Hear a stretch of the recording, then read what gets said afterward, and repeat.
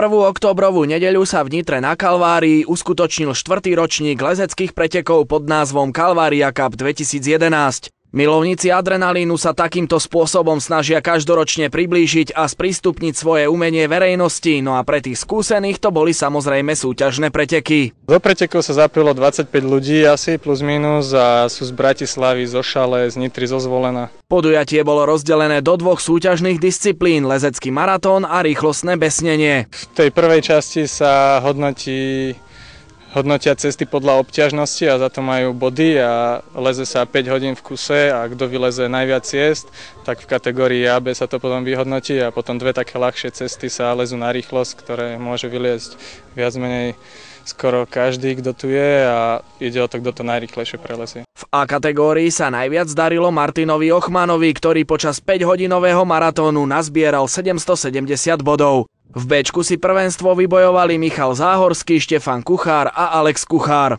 Medzi ženami si po zlato suverénnym spôsobom vyliezla Kristína Štefanková. V rýchlostnom besnení si na skale zvanej Malý Kras najlepšie počínal Marek Zelenaj, ktorý zvládol zradnú trať pod 20 sekúnd.